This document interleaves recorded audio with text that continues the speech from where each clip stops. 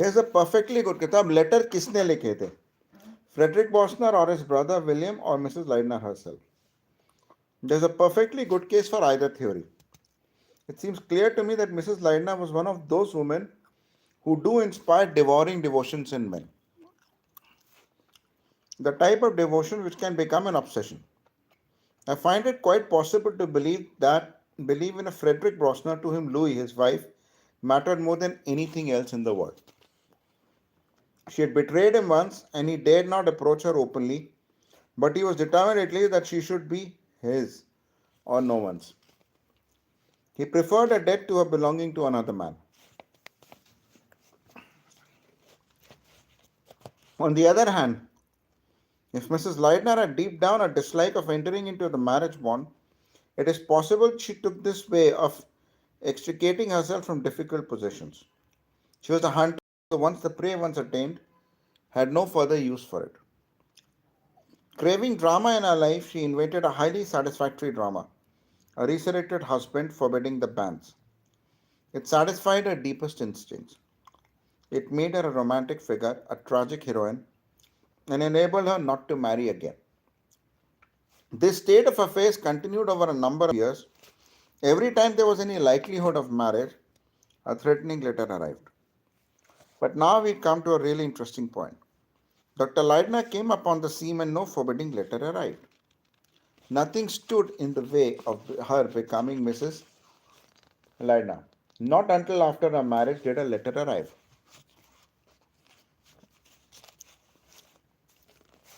अब क्या हुआ?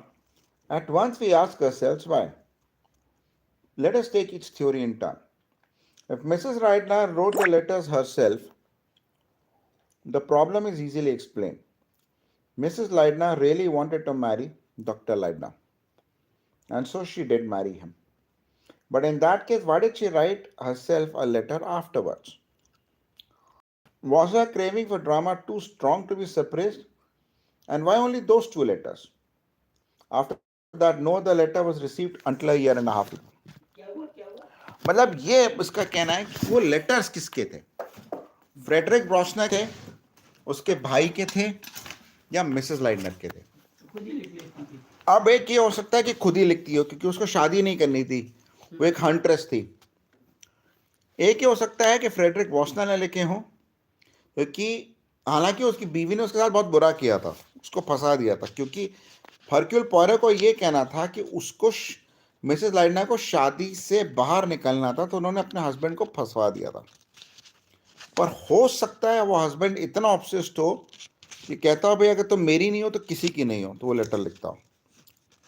अब शादी के बाद वो लेटर सडनली रुक गए, फिर दो लेटर्स आए. अब दो ही क्यों? अब क्यों लिखे? Was the craving for drama too strong to be suppressed? And why only those two letters? After that, no other letter was received until a year and a half later.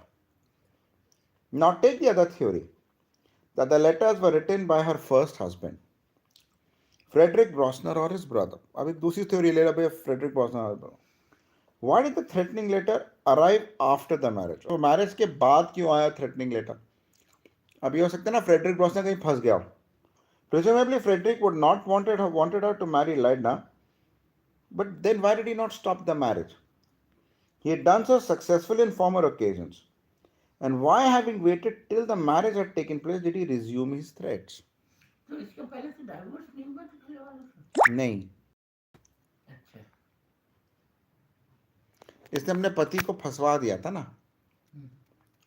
The answer, an unsatisfied one, is that he was somehow or the another unable to protest sooner. He may have been in prison or may have been abroad. There is next the attempted gas poisoning to consider. It seems extremely unlikely it was brought about by an outside agency. Gas poisoning जो थी outside agency से नहीं होती. The likely persons to have staged it were Dr. and Mrs. Leidner themselves. There seems no conceivable reason why Dr. Leidner should do such a thing. Outside agency ने gas poisoning नहीं की थी. Dr. Leidner ने भी poisoning नहीं की होगी. So we are brought to the conclusion that Mrs. Leidner planned and carried it out herself.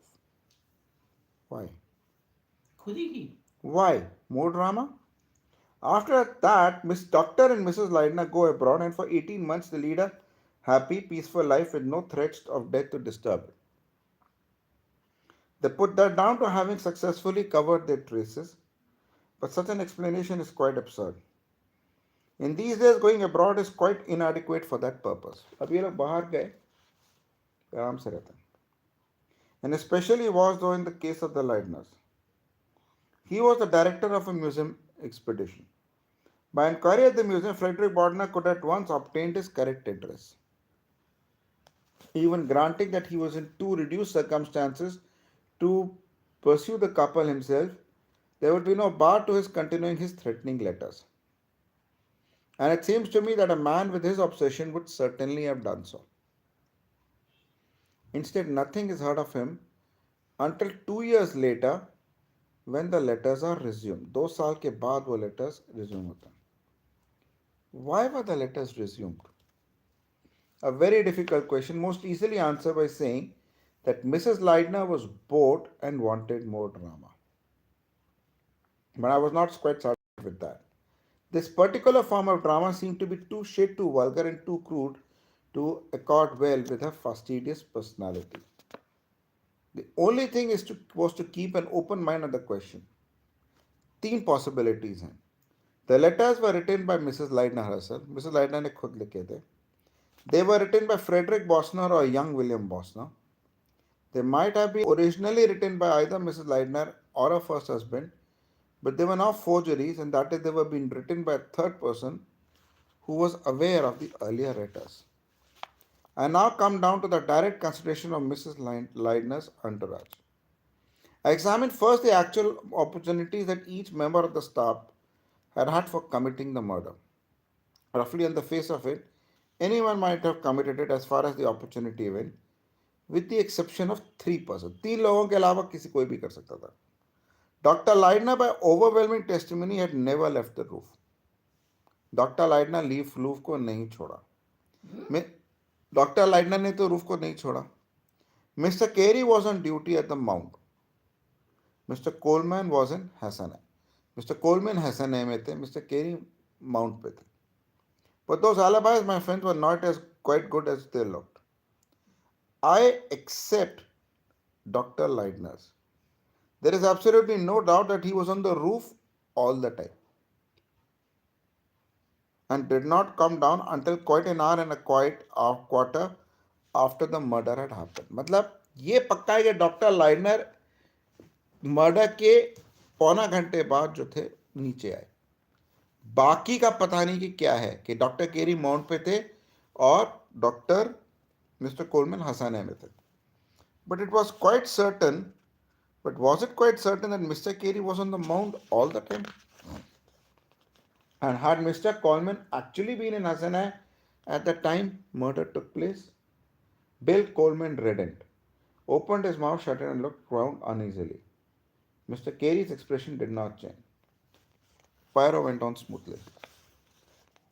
I also considered one other person who I satisfied myself would be perfectly capable of committing murder if she felt strongly enough.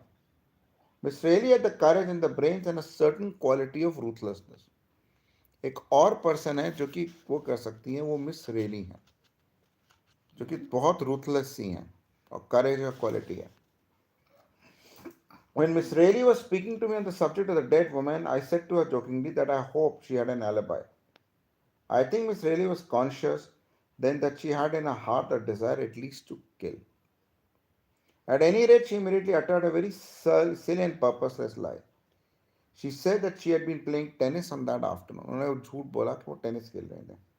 The next day, I learned from a casual conversation with Miss Johnson that far from playing tennis, Miss Rayleigh had been near the house at the time of the murder. Miss Johnson ने careless बताया कि miss रेली जो थी घर के पास थी जिस समय कत्ल हुआ. It occurred to me that Miss Rayleigh, if not guilty of the crime, might be able to tell me something useful. He stopped and then slightly. Will you tell us, Miss Rayleigh, what did you see that afternoon? आपने उस दोपहर क्या देखा? The girl did not answer at once. She still looked out of the window without turning her head. And when she spoke, it was in a detached, measured voice. I rode out to the dig after lunch. It must have been about at quarter to two when I got there. मैं quarter to two के आसपास जो थी मैं dig पे पहुंची. No there seem to be no one there but the Arab foreman. अम्मा सुन रही हो? अब उस डिग पे केवल अरब फोरमैन था. You did not see mister Carey? No, mister Carey को मैंने नहीं देखा. Curious, said Paro. No more did Miss M. Warrior when he went there that same afternoon. He looked invitingly at Carey, but the latter the move not. क्या हुआ पापा? दवाई दवाई डालेंगे. Have you any explanation, Mr. Carey? Mr. Carey, आपके पास क्या explanation है? I went for a walk. There was nothing of interest turning up. कुछ आ नहीं रहा था तो मैं walk के लिए चला गया. In which direction did you go for a walk? Down by the river. Not back towards the house? No. लिखो को डाल ली. अब अभी तो दो बार चल रही है. Fine, Papa, I can continue reading, right? हाँ इतने. I suppose, said Miss Rayleigh, that you were waiting for someone who didn't come. तुम किसी का वेट कर रहे थे जो कि आया नहीं. He looked at her but didn't answer. Poirot did not press the point. He spoke once more to the girl. Did you see anything here? Miss Rayleigh ने आपने कुछ और देखा इन मैडम से? Yes, I was not far from the expedition house when I noticed the expedition lorry drawn up in a wadi. I thought it was rather queer. Then I saw Mr. Coleman. He was walking along with his head down as though he was searching for something. Mister Coleman जो थे कुछ ढूंढ रहे थे और जो lorry जो थी वो बाहर में थी. Look here, burst out Mr. Coleman. Poirot stopped him with an authoritative gesture. Wait. Did you see to him, Miss Rayleigh? No, I didn't. Why? The girl said slowly. Because from time to time he started and looked round with an extraordinarily furtive look. It gave me an unpleasant feeling. Mister Colin जब ऊपर से देख रहे थे तो बहुत ही खतरनाक चेहरा था. मैं बहुत अनप्लेजेंट फील कर रही थी. I turn my horses head and road away. I don't think he saw me. I was not very near and he was absorbed in what he was doing. Look here, Mr. Coleman, who was not to be husband-in-law. I've got a perfectly good explanation for what I admit looks a bit fishy. As a matter of fact, the day before,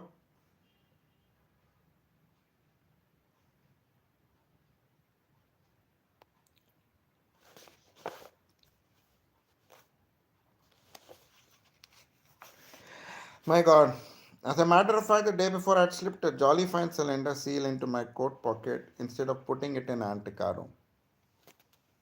I forgot all about it. Then I discovered I'd been and lost it off my pocket and dropped it somewhere. I didn't want to get about it, row about it, so I decided I'd have a jolly good search on the quiet. मेरा कोई cylinder खो गया था, तो मैं वो ढूंढ रहा था. I was pretty sure I dropped it on the way to off from the dig. I rushed over my business in Hasane, sent the valet to do some of the shopping and got back early.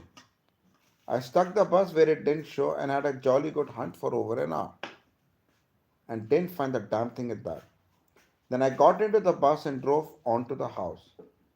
Naturally, everyone thought I'd just got back. मैं कुछ ढूंढ रहा था. And you did not undeceive them? Asked Poirot sweetly. Well, that was a pretty natural under the circumstances, don't you think? I hardly agree.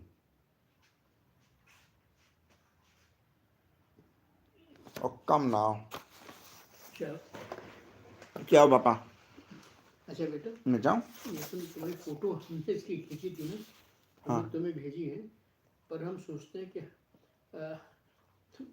हम forward करें बजाय तुम्हारे. हाँ हाँ बिल्कुल बिल्कुल. तुम न करो है कि तो अपनी बर्थडे की. हाँ तो बहुत बेफिक्र का लगेगा. तो मैं कल सवेरे करूँगा. ठीक है पापा, रिलैक्स. आइए आराम आराम आराम. आइए पापा, सुनते रहिए. चलो. Well that was a pretty natural. तो मैं जाऊं? अभी नहीं, अभी हम तो बेटे अभी 10 मिनट में आएंगे. ठीक है. I hardly agree, Papa. Thank you so much, Papa, said Poirot. Oh, come now, don't go looking for trouble. That's my motto. But you can't fasten anything on me. I never went into the courtyard, and you can't find anyone who say I did. That, of course, has been the difficulty, said Poirot. The evidence of the servants that no one entered the courtyard from outside. कोई बाहर से courtyard में नहीं गया. But it occurred to me upon reflection that was really not what they had said. They had sworn that no stranger had entered the premises. कोई stranger premises पे enter नहीं किया था. They had not been asked if a member of expedition had done so. मतलब servants ने ये कहा कि कोई स्ट्रेंजर नहीं गया है. उनसे ये नहीं पूछा गया कि मेंबर ऑफ एक्सपेडिशन गया कि नहीं गया. When you ask them, said Coleman, I'll eat my hat if they saw me or Carey either.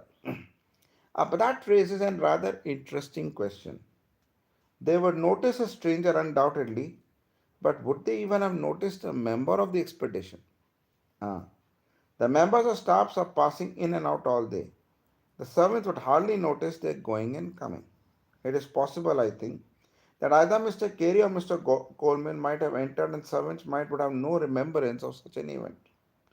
Bump comes, said Mr. Coleman. Poirot went on calmly. अम्मा सो गई. चलो. तो मतलब ये हुआ आंखों में दवाई कि कैसी है? कोलमैन और केरी जो थे हो सकता है अंदर गए हों. सर्वेंट ने कहा मेंबर्स ऑफ एक्सपेडिशन है उनको याद नहीं रहा.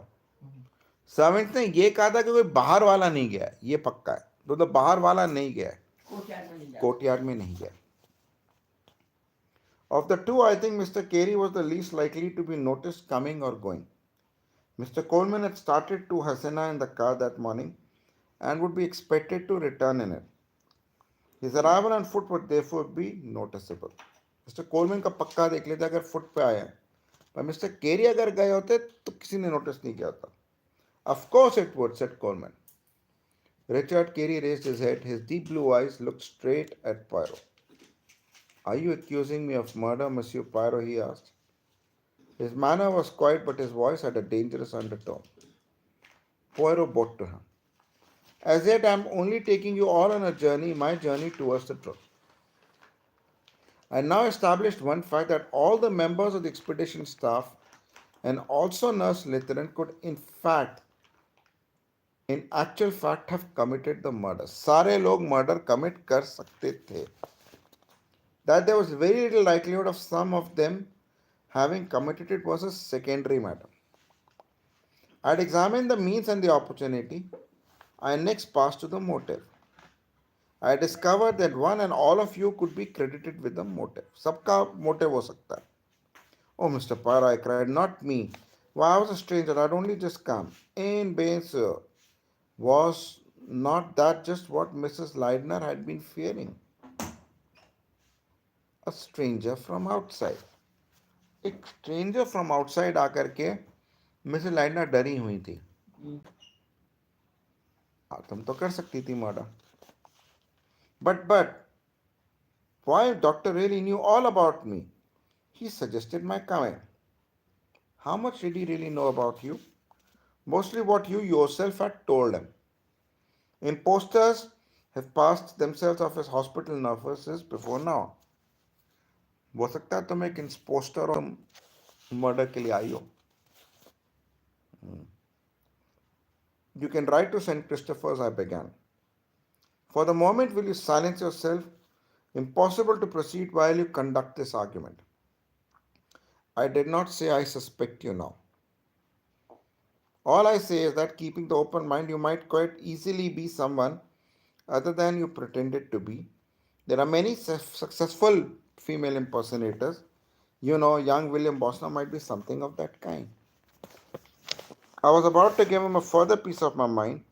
Female personator indeed. But he raised his voice and hurried on with such an air of determination that I thought better of it. I am now going to be frank and brutally so. It is necessary I am going to lay bare the underlying structure of this place.